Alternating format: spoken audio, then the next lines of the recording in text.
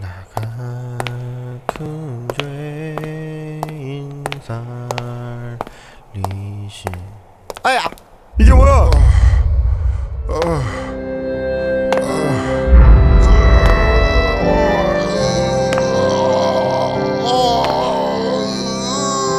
좁은 문으로 들어왔습니까? 좁은 문으로 들어온 사람은 좁은 길 걸어가야 합니다. 그러나 들어와 놓고는 겁이 나서 걸어가기를 싫어해요. 그리고는 넓은 길을 기웃기웃거리면서 그래서 적당히 교회만 드나드는 분들이 계세요.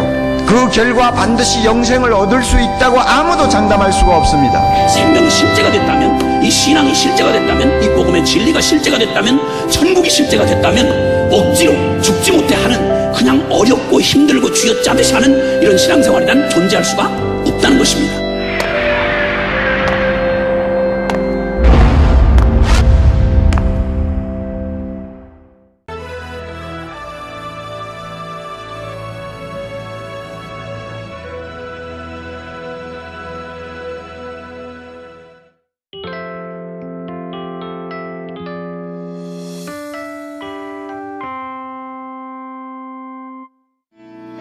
함께 고백합니다. 완전하신 나의 주, 완전하신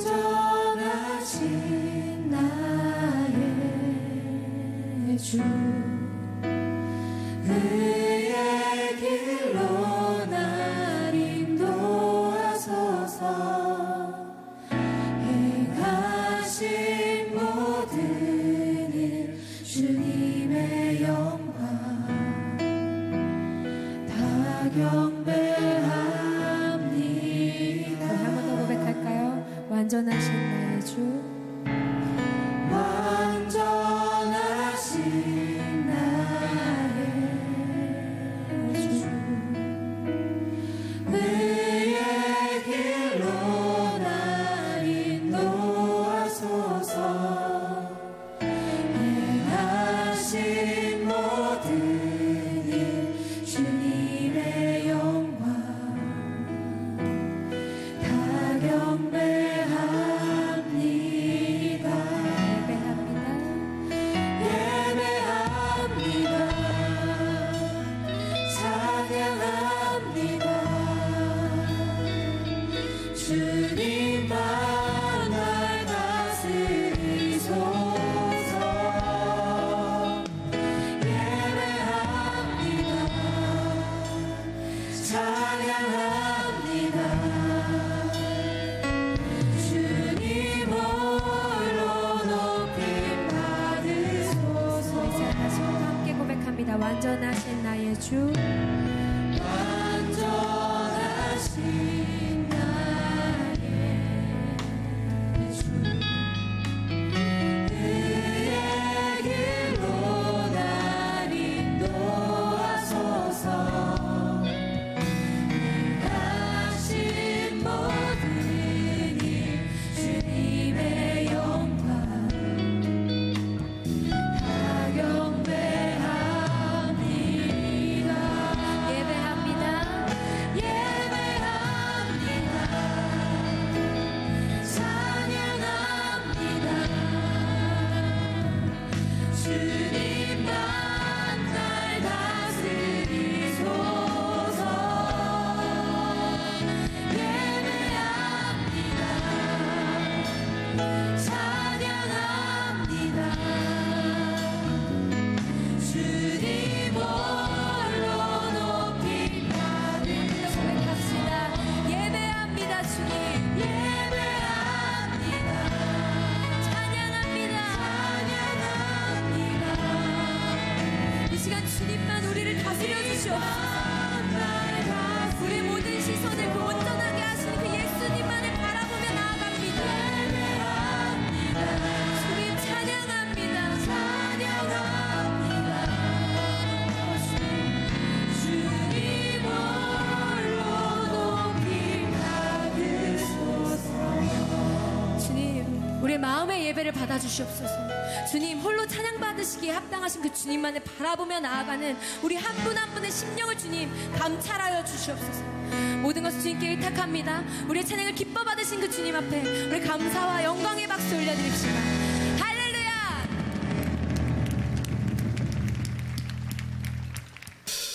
우리 함께 기쁨으로 고백하십시다.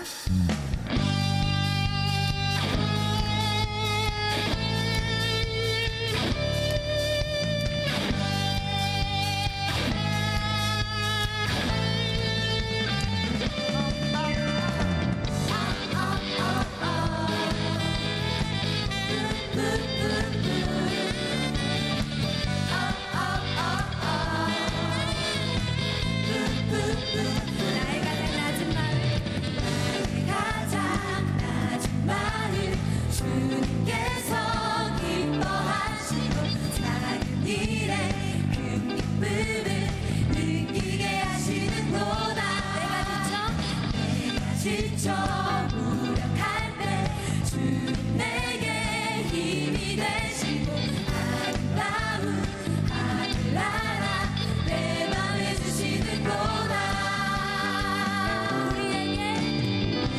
우리에게 축복하신 하나님 사랑 낮은 자를 높여주시고 아름다운 하늘나라 허락하시고 내 모든 것 예비하시네.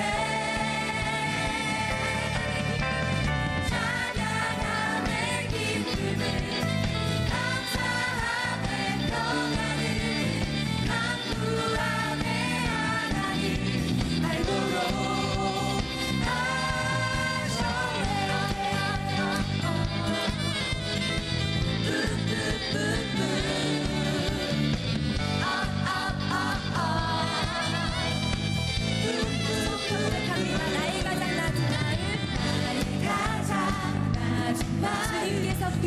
주님께서 기뻐하시고 일의 큰 기쁨을 느끼게 하시는구나.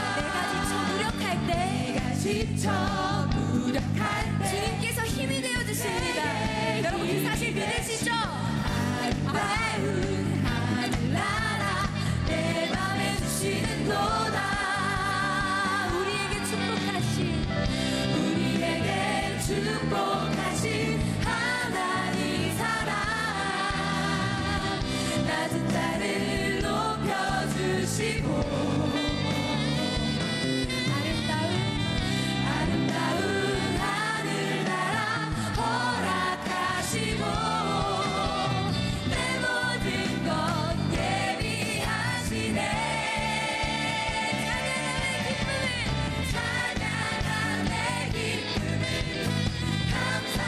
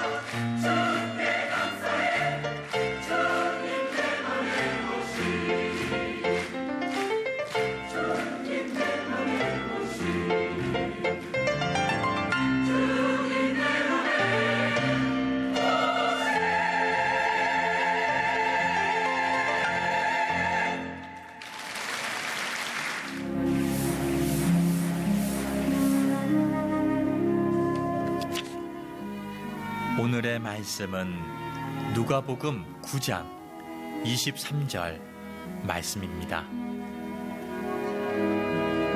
또 무리에게 이르시되 아무든지 나를 따라오려거든 자기를 부인하고 날마다 제 십자가를 지고 나를 따를 것이니라.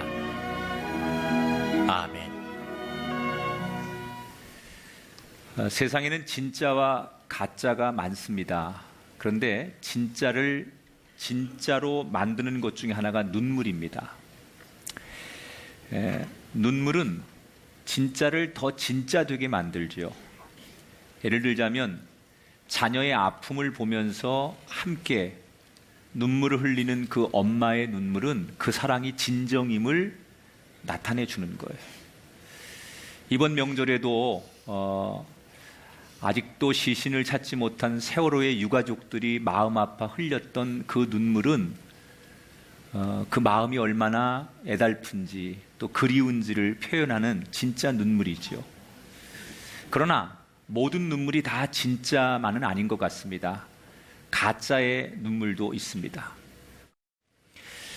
종종 가짜가 진짜의 모습을 하는 경우를 우리가 보게 되는데 이게 신앙에도 있습니다. 교회가 그렇게 많고 목사도 많고 교인들, 직분자들, 집사님이라고 불리는 분들이 그렇게 많은데 때때로 그게 다 진짜일까? 그 중에 가짜는 얼마나 될까?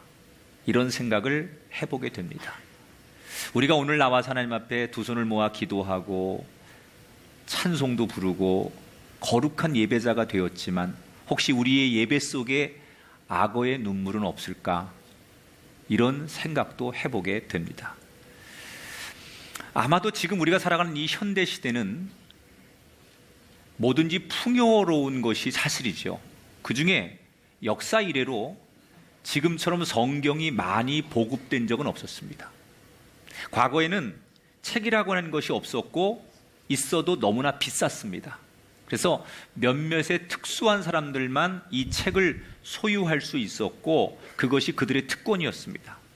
사람들이 성경을 알고 싶으면 책을 가까이 할 수 없으니까 누군가가 전해주는 이야기나 아니면 연극 같은 것을 통해서 예수님의 복음을 접할 수가 있게 되었습니다. 그런데 지금은 사실 마음만 먹으면 얼마든지 성경을 통해서 복음을 접할 수 있고 성경을 보완해주고 설명해주는 기독교 서적이나 많은 그 자료들이 나오고 있기 때문에 정말로 지금이야말로 복음의 풍요 속에 살고 있는 거예요. 그런데 우리가 풍요 속의 빈곤이라고 그렇게 많은 복음이 쏟아지고 성경책이 쏟아지고 있지만 영적인 갈급함이 지금처럼 많은 시대가 또 있었을까?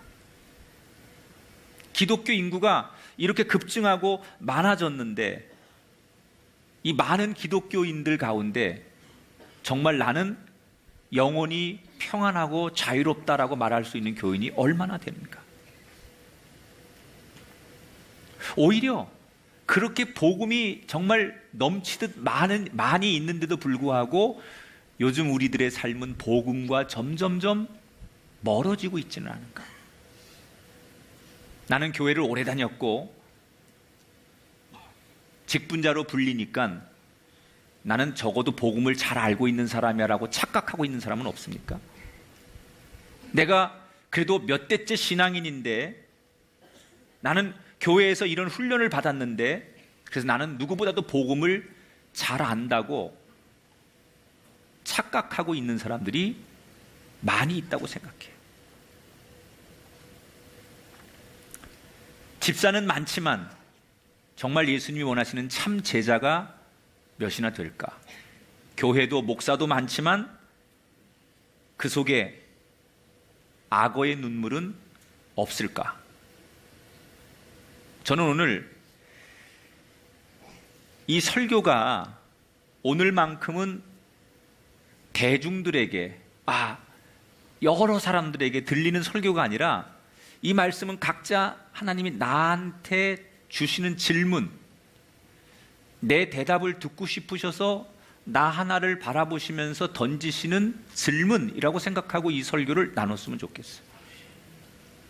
오늘의 이야기는 예수님께서 오병이어의 기적을 일으키시고 나서 제자들과 그 복잡한 곳을 떠나서 한적한 산에 가서 기도하시려고 모여서 기도하기 전에 제자들과 신앙적 토론을 하는 이야기 속에서 오늘 본문이 시작돼요.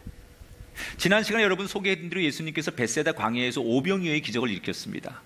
남자만 5,000명, 아이들과 여성들을 합치면 좋게 2만 명이 넘는 숫자가 모였을 거라고 추측하죠? 생각해 보세요.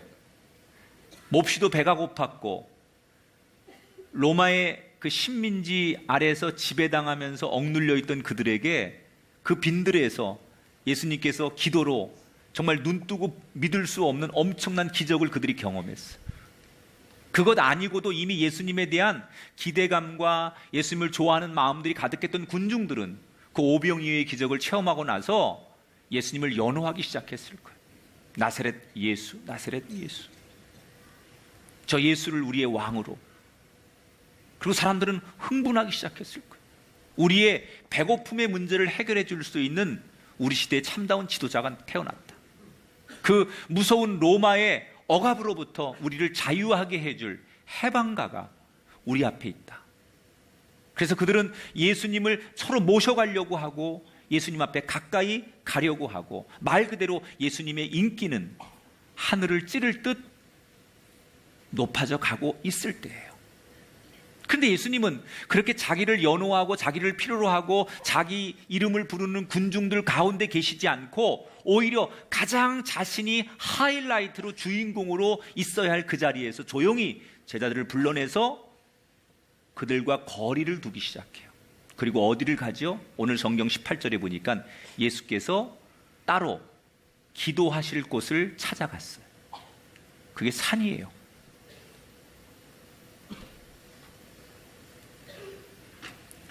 여러분, 이 예수님의 행동은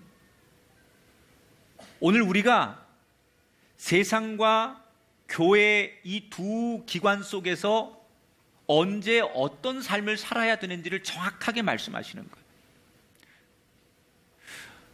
우리들 모두가 살아가는 삶의 대부분은 벳세다죠. 지금 예수님께서 벳세다라고 하는 이 지역과 산이라고 하는 이 지명, 이 두 지명을 극명하게 우리가 바라봐야 돼요. 우리 모두가 살아가는 대부분은 벳세다 아닙니까? 여러분, 사람들이 많이 모이는 곳, 그것이 직장이고 학교고 비즈니스가 있고 사람들을 만나서 흥정하고 사랑을 하고 대화를 하고 먹을 것이 있고 그게 어디예요? 우리 삶의 터전, 그게 벳세다예요. 그곳에서 어떤 사람은 오늘도 실패를 하고 어떤 사람은 실패를 딛고 성공을 하기 위해서 다시 꿈꾸는 그 삶의 현장이 벳세다예요. 그게 없으면 안 될 것 같아요. 그게 우리 삶의 주무대인 것 같아요. 그런데 예수님은 그 삶의 주무대가 그곳이 되면 안 된다는 거예요.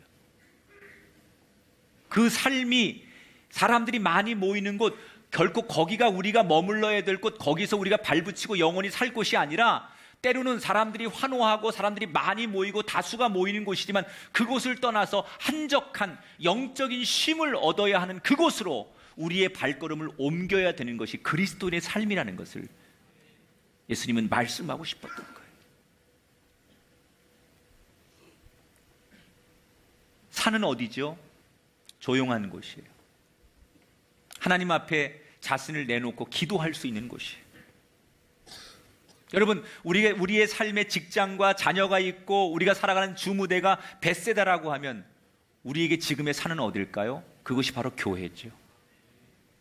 일주일 동안 우리가 세상에서 그렇게 치열하게 살고 경쟁하고 열심히 땀 흘려 살고 노력하게 살다가 우리가 주일이 되면 한적한 곳, 하나님 앞에 내 영혼을 내어놓고 찬양하고 기도할 수 있는 곳, 그것을 찾아오는 것이 그리스도인에게 주일을 섬기러 오는 교회라고 하는 거예요. 인생에 수많은 소리와 소란과 사건이 있었던 그 일을 내려놓고 예수님 앞에 나오는 산으로 가는 인생. 여러분, 저는 여러분들의 평생이 벳세다에서 산을 향하여 발걸음을 옮길 수 있는 그분이 되시기를 축복합니다.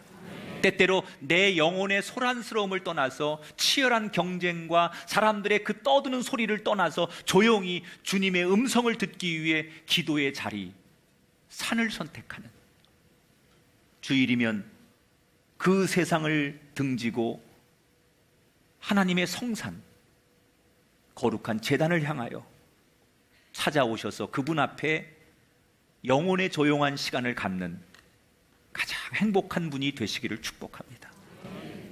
예수님은 그렇게 벳세다라고 하는 혼잡한 곳을 떠나서 조용한 산에서 기도하시면서 제자들에게 느닷없이 이런 질문을 두 가지 하십니다.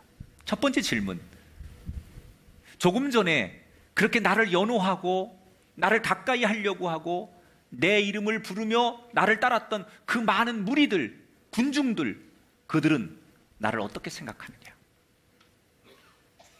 18절에 보니까 무리가 나를 누구라고 하느냐 이렇게 물었어요. 여러분, 여기서 말하는 무리, 이 군중이라는 건 뭘 말하는 겁니까? 이 무리라고 하는 표현은 그냥 예수님을 따르는 사람들을 말하는 거예요. 더 쉽게 말하면 소문을 듣고 내가 체험하고 내가 확신해서가 아니라 누군가가 말하는 소문을 듣고 그 소문에 의해서 따라가는 사람들.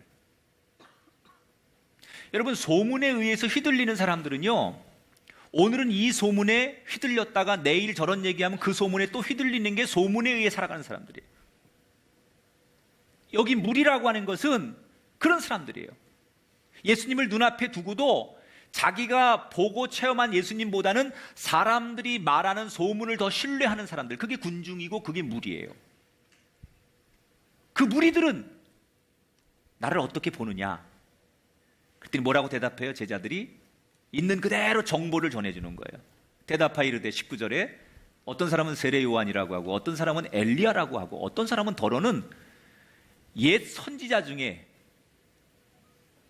한 사람이라고 하더라. 다시 말하면 귀신이, 옛 선지자 귀신이 예수님께 왔다고 말하는 사람도 있더라. 너무나 다양한 대답을 하는 거예요. 세례 요한이라고 말한 이유는 세례 요한이 광야에서 복음을 전했고 사람들에게 세례를 주었잖아요. 요단강에서. 그런데 예수님 사역이 광야에서 복음을 전하고 때때로 사람들에게 세례를 주고 그랬거든요. 그러니까 세례 요한과 너무 비슷하다는 거예요. 자기들이 알고 있는 마지막 선지자 세례 요한과 비슷하니까 세례 요한이라고 이렇게 부르는 사람도 있었고, 엘리야는 구약에 가장 많은 기적을 행한 사람이 엘리야 아닙니까? 그런데 예수님이 엘리야처럼 많은 기적을 행하셨거든요. 갈멜산에서 850명의 그런 전투와 3년 6개월 동안 비가 오지 않게 하던 거라든지, 이 많은 예수님과 비슷한 기적을 일으켰던 사람이 구약의 엘리야이기 때문에 그 엘리야를 빗대어서 예수님을 엘리야라고 부르는 사람도 있더라. 그 밖에 이런저런 선지자 이름을 대면서 예수님을 그렇게 사람들이 부르고 그렇게 생각하더라, 그 말이에요.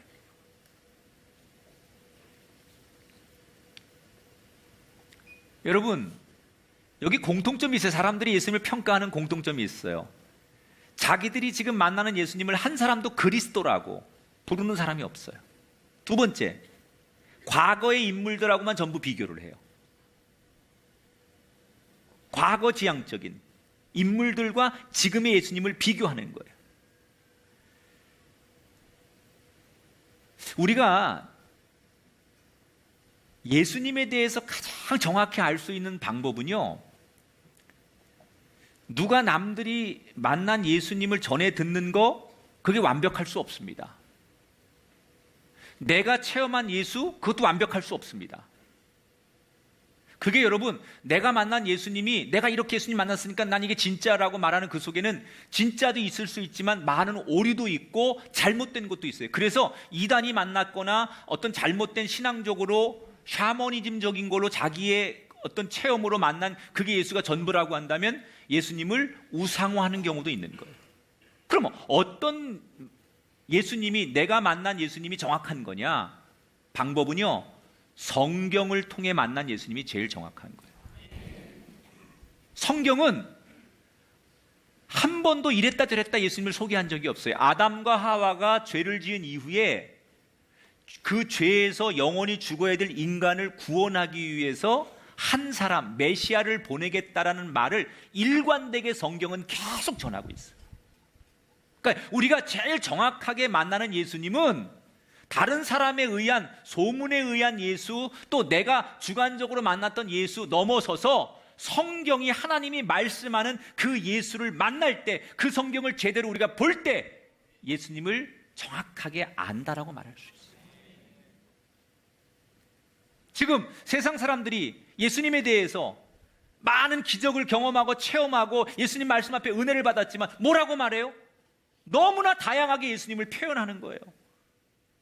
이 사람은 이렇게 얘기하고 저 사람은 저렇게 얘기합니다. 그런데 놀라운 사실은 어느 것 하나 맞는 게 없어요. 소문은 많은데 이러쿵저러쿵 얘기는 많은데 모두 다 틀린 얘기예요. 오늘 우리 시대 교회도 마찬가지예요. 많은 사람들이 오늘 예수님에 대해서 말합니다. 하지만 맞지 않는 얘기가 너무 많습니다. 세상 사람들은 지금도 이 교회 밖에서 예수님을 뭐라고 말합니까? 그냥 4대 성인 중에 한 사람, 기독교를 창시한 분, 아니면 여러 신 중에 하나? 세상 사람들이 예수님에 대해서 이러쿵저러쿵 많은 얘기합니다. 안티나 언론이나 이런 데 가보면 더 극적으로 예수님을 표현하는 사람들도 많습니다. 근데 문제는 세상 사람들이 그렇게 말하는 건 그렇다 치고 기독교인인 나는, 기독교인인 우리는 뭐라고 예수님을 표현하고 있는가? 세상 사람들이 너무나 다양하게 예수님에 대해서 말하는데 다 틀린 얘기예요. 맞는 얘기 하나도 없어요. 예수님께 지금 전했던 그 군중들, 무리들의 표현처럼 더러는 세례 요한, 엘리야, 선지자 중에 한 사람이라고 다양한 소문과 다양한 이야기를 하지만 맞는 얘기 하나도 없듯이 세상 사람들이 예수님에 대해서, 교회에 대해서 이런저런 얘기를 하지만 사실 맞는 얘기가 없습니다. 틀리는 얘기입니다. 그런데 우리도 세상 사람들이 말하는 그 얘기에 휩쓸려서 예수님에 대해서 내가 말하는 그 예수님이 옳지 않은, 잘못된 예수님을 이야기할 때가 얼마나 많은지 몰라요. 우리 역시 세상 사람들이 말하는 것처럼 교회 안에 있지만, 예배를 드리지만 예수님은 기독교를 창시한 분, 그냥 좋은 분, 그걸 넘어서야 돼. 그분은 나를 구원하신 메시아, 그리스도. 그래서 나의 삶을 그분께 드리는, 내가 헌신할 수 있는 분, 그게 그리스도인이에요. 지금 여러분은 세상이 말하는 예수님에 대해서 고개를 끄덕이고 계십니까? 정확하지 않은 소문, 무리들 속에, 군중 속에 들어가 있어서 그 무리들이 얘기하는, 오늘은 이 얘기를 하면 이렇게 쏠렸다가 다수가 이렇게 떠들면 글리 갔다가 또 다른 사람들의 얘기가 더 커지면, 목소리가 더 커지면 글리 가서 그것이 맞나라고 귀를 기울이는 그런 무리 중에 한 사람은 아니십니까? 한참 동안 무리들의 얘기를 듣던 예수님이 제자들을 향해 두 번째 질문을 던지십니다. 그러면 너희는 나를 누구라고 하느냐? 무리들이 그렇게 이런저런 소문에 의해서, 사람들의 얘기에서 나를 이렇게 저렇게 부르고 평가하고 나를 그렇게 바라보는 것 알았다. 그런데 그러면 너희는, 나와 함께 삶을 동고동락하고 나를 가장 옆에서 잘 알고 복음을 가장 많이 접한 너희들은 나를 누구라고 하느냐? 라고 예수님께서 질문하셨어요.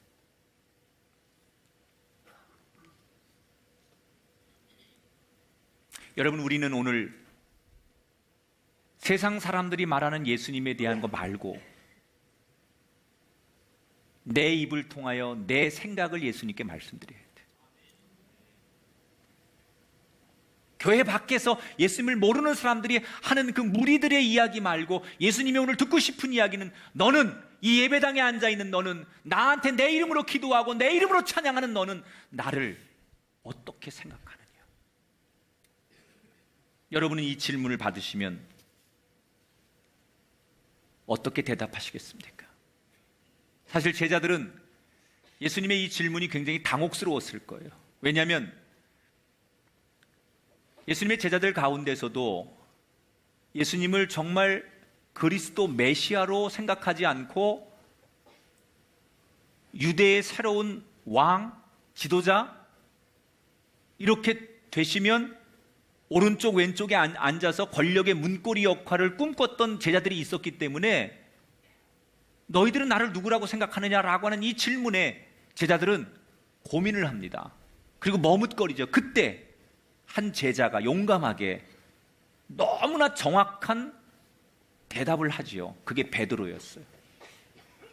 베드로가 제일 먼저 나서서 20절에 이렇게 대답합니다.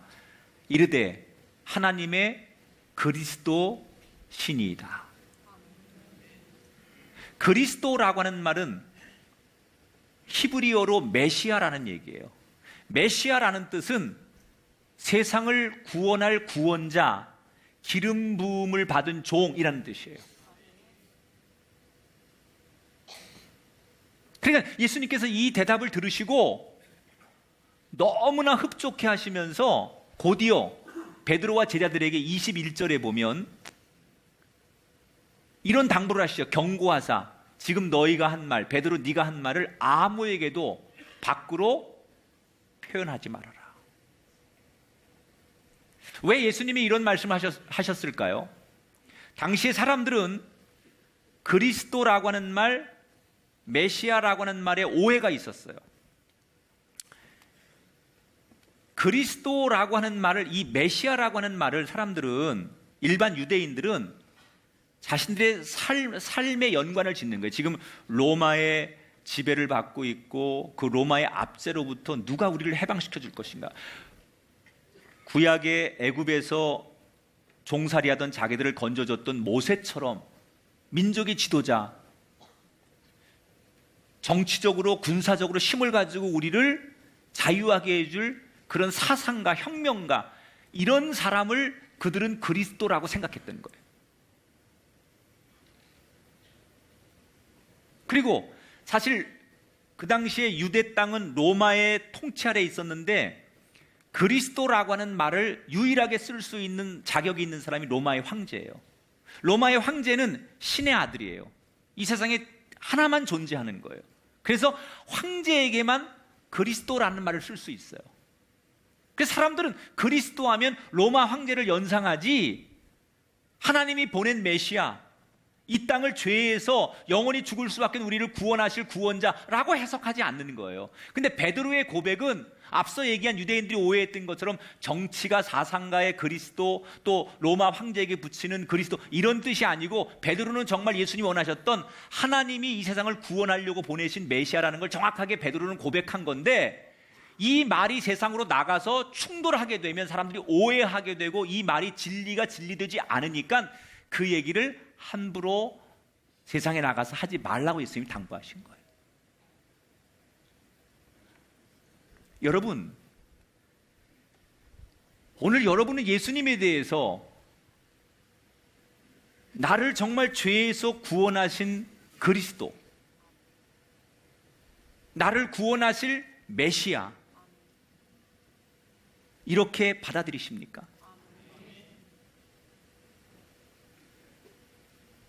지금 예수님에 대해서 사람들은, 너무 많은 군중들은 오해를 합니다. 그런데 여기서 예수님이 정말 만족하셨던 답은 하나예요. 세상 사람이 뭐라고 말해도, 세상 사람이 어떻게 오해해도 제자들의 그 하나의 고백이 있으면 된다는 거예요. 나는 그 고백이 오늘 이 자리에서 나오게 되길 바라고, 그 고백을 드릴 수 있는 사람이 바로 내가 되기를 주의 이름으로 축원합니다. 그 군중들, 무리들이 뭐라고 얘기하는 거, 그게 중요한 게 아니라 너는 나를 누구라고 하느냐. 이 많은 오늘 군중들 속에 예배자로 내가 있는 것이 만족스러운 것이 아니라 주님이 나를 향하여 형제요, 자매요, 너는 나를 누구라고 고백하느냐. 너는 오늘도 내가 너의 그리스도, 너를 구원할 구원자, 메시아라고 나를 믿고 너의 삶을 나한테 맡길 수 있느냐고 나한테 물으셨을 때, 베드로처럼 주는 그리스도시요, 살아계신 하나님의 아들이십니다. 우리 예배를 통해, 오늘 이 자리를 통해 그런 고백을 우리가 드릴 수 있는 사람이 되기를 주의 이름으로 축원합니다. 나는 지금 세상 사람들이 말하는 그런 고백을 겨우 하고 있는 사람인지, 아니면 내 믿음 깊은 곳에서, 영혼 깊은 곳에서 당신은 나의 구원자십니다.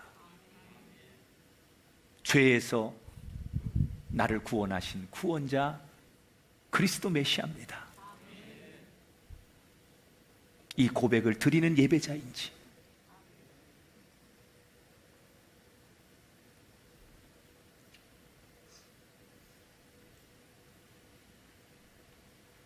찬송가 96장에 보면 참 좋은 고백이 있어요. 예수님은 누구신가? 제목이 그래요. 예수님은 누구신가? 우는 자의 위로와 없는 자의 풍성이고 천한 자의 높음과 잡힌 자의 노임되고 우리 기쁨 되시네. 4절에 보면 예수님 누구신가? 온 교회의 머리와 세상의 구주시고 모든 왕의 왕이요 심판하실 주님 되고 우리의 영광 되시네.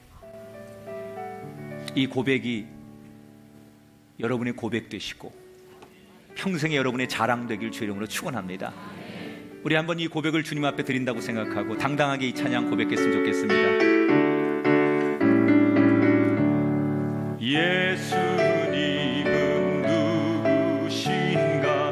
우는 자의 위로와 없는 자의 풍성이며 천한 자의 높음과 잡힌 자의 노임되고 우리 기쁨 되신 예수님은 누구신가? 예수님은 누구신가? 온 교회의 머리와 온 세상의 구주시며 모든 왕의 왕이요 심판하실 주님 되고 우리 영광 되시네. 할렐루야. 남이 뭐라고 얘기하든 상관하지 마시고 나에게 예수님은 누군가? 이 고백을 드릴 수 있는 우리가 되기를 축복합니다. 예수님을 따르는 참 제자는 이 고백을 드릴 수 있어야 돼요. 남들이 말하는 그런 얘기에 쫓아가는 게 아니라 내가 드릴 수 있는 그 고백, 내가 선언할 수 있는 그 고백, 그게 예수님의 제자라는 거예요. 그런데 예수님이 그래, 너는 정말 내 제자구나, 그 대답을 흡족하게 받으시면서 한 가지 더 예수님께서 이 베드로와 제자들에게 부탁하신 말씀이 있어요. 너희는 나를 옳게 보는구나, 제대로 보고 있구나. 그러면서 예수님께 던지신 말이 23절에 제자가 된다는 것은 고백만으로, 말로만 되는 게 아니라 예배당에 와서 내가 예배 시간에 눈 감고 엎드려 있다고 해서 되는 게 아니라 행함으로 나타나야 된다는 거예요. 그 행함이 뭐냐? 23절에 같이 읽어볼게요. 아무든지 나를 따라오려거든 자기를 부인하고 날마다 제 십자가를 지고 나를 따를 것이니라. 두 가지를 예수님께서 제자가 되려면 해야 된다는 거예요. 첫째, 자기를 부인하고, 두 번째는 십자가를 지라는 거예요. 여러분, 우리는 솔직히 예수님을 많이 이용합니다. 마치 당시 제자들이 예수님이 왕만 되면 어떻게든지 그 권력의 중심에 서서 출세하고 싶고 성공하고 잘 되고 싶어서 그 옆에 머물렀던 제자들처럼 우리가 예수 믿는 이유도 불의한 일로, 어려운 일로부터 내가 지킴받고 성공하고 내 자녀가 잘 되기 위해서 예수님을 이용할 때가 많아요. 우리는 우상이 나하고는 굉장히 거리가 멀다고 생각하지만 사실은 제일 위험한 우상은 교회 안에, 신앙 안에 있다는 걸 알아야 돼요. 여러분, 우상이 뭡니까? 우상은 내가 중심이 우상이에요. 내가 중심이 되면 그게 우상이죠. 예수님 보고 내 생각, 내 중심에 맞춰 달라고 요구하는 게 우상이죠. 내가 오늘도 저걸 갖고 싶어요. 그래서 예수님께 떼쓰는 거예요. 하나님, 나 저거 갖고 싶어요. 갖게 해주세요. 내 생각이 이거예요. 내가 이 길을 가고 싶어요. 그러니 하나님, 이 길을 가도록 하나님 내 생각에 맞춰주세요 라고 때를 쓰는, 그게 뭐지요? 그건 기도가 아니에요. 그건 우상이에요. 믿음은요, 예수님께 나를 맞추는 게 믿음이에요. 그러면 우리는 믿음 생활을 가장한 우상을 섬기고 있는 거고요, 교회 안에서도 얼마든지 우상을 만들고 우상의 노예가 되는 거예요. 왜? 예수님을 이용하는 거죠. 내 생각대로, 내 야망대로, 내 계획대로, 내 욕망대로 예수님이 내 뜻대로 해주기를 원하고 예수님이 내 생각대로 동의해주기를 원하셔서 예수님을 부르짖는다면 우린 예수님께 기도하는 게 아니라 예수님을 우상화하는 거죠. 믿음은 내가 중심이 아니라 예수님이 중심인 거예요. 그래서 그 예수님이 가지고 있는 십자가 앞에 내가 가지고 있던 생각, 내 욕망, 내 계획, 내 거창한 그런 미래, 이런 모든 것을 어느 날 다 배설물처럼 여기고 그 예수님께 나를 철저히 갖다 맞추는 거예요. 내려놓는 거예요. 그걸 우리는 자기 부인이라고 해요. 내 욕심을 부인하고 내 성공을 부인하고 내 자아, 내 욕망을 부인하는 거예요. 그러면 뭘 해요? 그 십자가를 질 수 있는 거예요. 십자가는 자기 걸 내려놓지 않으면 절대로 지지 못해요. 그 예수님이 말하기를 참 제자가 되려면 자기를 부인하고 그리고 십자가를 져야 된다. 여러분, 십자가의 정의가 뭐예요? 자기를 부인하는 거예요. 예수님이 저 십자가를 지기까지 자기 존재를 부인하는 거예요. 하나님의 뜻에 맞추느라고. 십자가의 고통, 죽음, 사람들의 비난, 조롱, 이런 것들을 뒤로 하고 하나님의 뜻에 맞추기 위해서 자기를 저 십자가에 죽이는 거예요. 부인하는 거예요. 그 십자가는 뭐죠? 죽으면 사는 거고 살려고 하면 죽는 게 십자가예요. 필생즉사, 사즉필생. 살고자 하면 죽을 것이고 죽고자 하면 살 것이다. 이거 이순신 장군이 한 얘기인데 원래 성경에 나오는 얘기예요. 그분이 그때 예수님은 몰랐을 것 같은데, 이게 여러분 십자가의 진리일 뿐 아니라 역사의 진리예요. 살고자 하면 죽고요, 죽고자 하면 사는 거예요.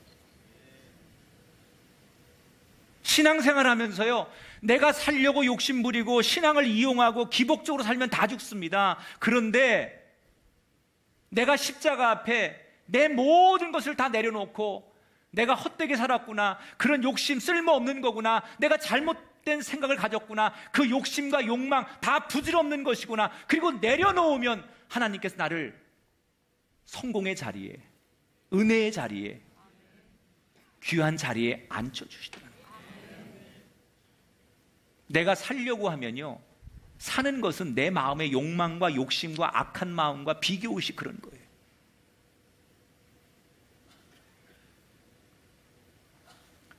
몬테크리스토 백작이라는 사람을 주제로 한 소설이 있죠. 너무나 잘 아는데 여러분이, 이 백작이 억울하게 누명을 쓰고 감옥에 갇혔어요. 너무 억울하니까 감옥을 벗어나고 싶은데 탈출할 길이 없어요. 왜? 그 감옥은 바다 한복판에 있어요. 누구도 이 감옥을 탈출한 사람이 없어요. 그런데 이 몬테크리스토 백작이 이 감옥을 탈출해요. 어떻게 탈출하는지 아십니까? 자기가 죽는 거예요. 죽었을 때 그 감옥을 떠나요. 자기가 굴을 파고 도망갈 루트를 만들고 계획을 할 때는 그 감옥에서 벗어날 길이 없어요. 살려고 할 때 벗어나지 못해. 그런데 어느 날 옆방의 한 죄수인 노인이 죽습니다. 그리고 자기가 그 노인의 시신 대신 시체가 되어서 관에 들어가는 거예요. 그리고 사람들이 그 관을 바다에 던졌을 때 자기가 죽을 때 삶이 시작되더라는 거예요. 십자가는 자기를 부인하는 거예요. 예수님은 지금 제자들에게 사람들이 나한테 뭐라고 말하니 그게 중요한 게 아니에요. 몇 명이 모였느냐가 중요한 게 아니에요. 한 사람이 바른 고백, 한 사람의 바른 가치, 한 사람의 바른 헌신이 있기를 기대하시는 거예요. 저는 우리의 교회와 이 땅의 그리스도인이 그 한 사람이 나오게 되기를 축복합니다. 여러분은 어떤 예수님을 믿고 계십니까? 여전히 10년, 20년 교회를 다니고 있지만 여러분이 믿는 예수님은 세상 사람들이 말하는 좋은 선생님을 믿고 계십니까? 아니면 유대와 로마 사람들이 오해했던 하나의 여러 신 중에 하나로 예수님을 믿고 있습니까? 아니면 베드로처럼 당신은 참 구원자요, 구주 예수님이시라고 믿고 계십니까? 여러분은 말로만 예수님을 믿고 계십니까? 아니면 나를 부인하고 그 십자가 앞에 나를 맞추며 살아가는 제자로 예수님을 믿고 계십니까? 중세시대에 말씀대로 살고 제자가 되었던 사람 중에 빼놓을 수 없는 이름이 성 프란시스라고 하는 사람이에요. 이 프란시스는 굉장히 부자였습니다. 왜냐하면 아버지가 부자였어요. 아버지가 그 당시에 굉장한 유지였습니다. 옷장사, 옷감을 파는 사업을 했는데 돈을 엄청나게 많이 벌었어요. 그래서 금수저로 태어납니다. 아버지 잘 만나가지고 그냥 보통 부자들의 아들들처럼 이 프란시스도 젊을 때는 흥청망청 타락의 길을 걷던 사람이에요. 근데 전쟁이 나고 전쟁을 참여하게 됩니다. 그러다가 전쟁터에서 많은 전사들이 죽는 걸 경험하고 자기도 죽음의 생사를 몇 번을 넘기면서 극적으로 하나님을 만나요. 야, 돈이라는 거, 세상에 쾌락이라는 게 아무것도 아니구나. 한순간에 사람이 이렇게 죽는 거고 그 죽음의 사선 속에 내가 살고자 한다고 사라지는 게 아니구나. 그걸 느끼면서 그는 하나님을 만납니다. 그리고 어느 날 전쟁이 잠시 멈췄을 때 전쟁으로 인해서 다 부서진 교회 예배당에 가서 하나님 앞에 무릎을 꿇고 기도를 해요. 근데 그때 프란시스에게 아주 강력한 하나님의 음성이 들려옵니다. 어떤 음성이 들려오느냐? 네가 이제 나를 인정하느냐? 그렇다면 네가 지금 기도하는 이 기도처, 예배당, 전쟁으로 인해서 부서진 이 예배당을 네가 다시 재건해라. 이런 미션을 받게 돼요. 그러니까 프란시스가 일어나가지고 아버지에게 갑니다. 아버지, 이 재산 어차피 다 저 주실 거죠? 그래, 이 다음에 내가 너 다 줄 거야. 이 재산 저 지금 주세요. 왜? 나 이거 팔아가지고 교회를 짓는데 하나님 앞에 드리려고 해요. 그러니까 아버지가 첫 마디가 미친놈. 아버지의 저항에 반대에 부딪히게 돼요. 그런데 아버지만 반대하는 게 아니에요. 더 놀라운 사실은 이 프란시스가 교회를 건축하려고 할 때 제일 많이 반대한 사람들이 성직자들이었어요. 왜 반대를 하느냐? 이 성직자들이 프란시스의 아버지가 워낙 권력과 돈이 많기 때문에 그 사람과 등져서는 자기들이 살 수가 없거든요. 그래서 그분에게 미운 털을 안 박히려고 이 성직자들이 프란시스가 교회 건축한다는 걸 제일 먼저 반대를 합니다. 그래서 결국 건축을 못해요. 그리고 아버지와 맞서죠. 아버지, 이렇게 불의하게 돈을 벌고 불의하게 살면 안 됩니다. 하나님 앞에 하나님의 은혜로 살아야 됩니다. 그리고 아무리 얘기해도 아버지는 그 아들을 받아들이지 않아요. 결국 갈등이 심해져서 아버지가 어느 날 너는 내 아들이 아니다, 나가라, 그리고 쫓아냅니다. 그때 프란시스가 나도 불의한 아버지를 아버지라고 부르고 싶지 않습니다. 하나님을 부인하고 이 세상에 그 정말 악의 편승에 살아가는 아버지를 난 더 이상 아버지라고 부르고 싶지 않습니다. 그래서 정말로 아버지가 나한테 준 모든 걸 내가 다 버리고 나가겠습니다. 겉옷을 벗고 속옷까지 다 벗고 벌거벗은 채로 길로 나갑니다. 그리고 그때부터 프란시스는 벌거벗은 채로 사람들에게 구걸을 해가면서 그리고 또 노동할 수 있는 때가 생기면 노동을 해가면서 교회 건축을 위해, 영적인 진리를 위해 살아가요. 사람들은 그를 향해서 탁발성이라고, 이상한 이단자라고, 그렇게 프랜시스를 손가락질하고 놀렸지만, 오직 하나님 한 분 앞에만 진실하게 영적으로 살려고 노력했던 이 프랜시스, 나중에 중세시대 이후에 모든 단체가 부패하고 있을 때 영적 명맥을 끝까지 놓치지 않고 이어온 단체가 바로 프란시스 회예요. 제자라고 하는 것은 예수님을 그리스도로 고백하지 않으면 제자가 아니에요. 남들이 말하는 저 세상 사람들이 예수님에 대해서 성인이요, 좋은 분이요, 신중의 한 분이요, 여러 종교 중에 하나요, 그렇게 말하는 다 수많은 얘기 가운데 맞지 않는 얘기에 편승해서 오늘도 소문에 의해서, 남들의 여론에 의해서, 남들이 많이 다수가 하는 이야기 속에서 나도 편승해서 가는 예수님에 대한 고백은, 그건 제자의 고백이 아니고 예수님이 원하시는 고백이 아니고 우리가 드릴 고백이 아니라는 거예요. 세상 사람들이 뭐라고 말해도 나에게 예수님은 그리스도시요, 죄에서 우리를 구원하신 메시아이십니다. 이 참다운 고백을 드릴 수 있어야 될 줄 믿습니다. 그러기 위해서 우린 그 제자가 되기 위해서 말로만이 아닌 철저히 나를 죽이고 저 십자가의 은혜로 다시 살아나신다면 주님이 이 세상과 바꿀 수 없는 한 영혼이 되시는 거예요. 우리가 바로 이 세상과도 바꿀 수 없는, 주님이 그토록 기다리고 바라보시는 한 제자, 한 영혼, 주님께서 그렇게 꿈꿨던 그 제자도, 그 제자도의 삶을 살아갈 수 있게 되기를 저와 여러분이 이 말씀을 도전으로 받으시고 우리에게 주시는 주님의 엄숙한 질문으로 받으셔서 이 대답과 함께 더불어 그렇게 살기를 고백하고 또 결단할 수 있는 아름다운 한날이 되시기를 주의 이름으로 축원합니다.